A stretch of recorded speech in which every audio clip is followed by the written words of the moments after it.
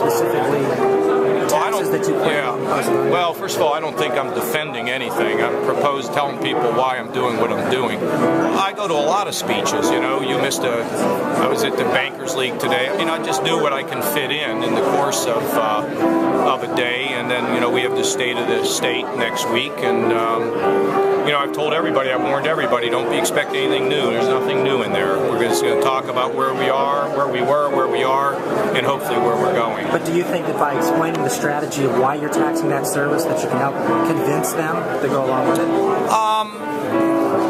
Well, I'm going to do my best to tell people that we have to think about what's in the long-term best interests of Ohio. It isn't like we haven't taxed services before. We have. We just have taxed them when, frankly, they were weak and didn't have anybody to defend them in the legislature, and they used it to plug budget holes. I think a program to cut small business taxes by 50% is extraordinary in its appeal to small business, real small business owners, and it'll attract a lot of attention across the country.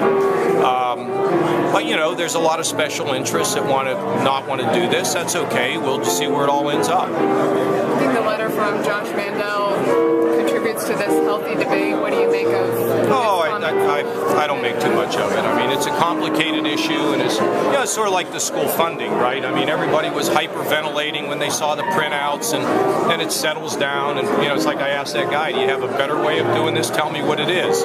If you have fewer students in your school, should you get more money, and what should we do to those that have more? You know, I mean, the Medicaid issue is something people need to look at carefully, and there's going to be, and look, it's a complicated issue. It took us months to really unravel all of it, and you know, I made a decision, and I don't worry about people chirping about it. It's just part of the process. You've been asked about Josh a couple times today, and you've every time said it's a complicated issue. Do you feel he understands it? Well, look, I just know that sometimes people. I'm not going to get into a battle with Josh here. Look, he has an opinion about his concern, I think, fundamentally about Medicaid.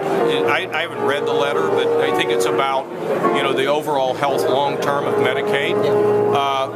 You know, I was the chairman of the budget committee that balanced the budget. I understand Medicaid.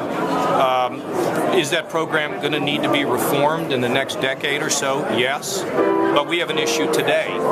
And so it's why we have in our proposal that if the federal government starts changing all the rules, we won't continue to be in the program. I think it's very reasonable. And so anyway, I will tell you, though, it's complicated. And you have to look at it from a lot of different aspects. And the other thing is, I'm the CEO of the state, you know, and I have to make the decisions as to how the state runs.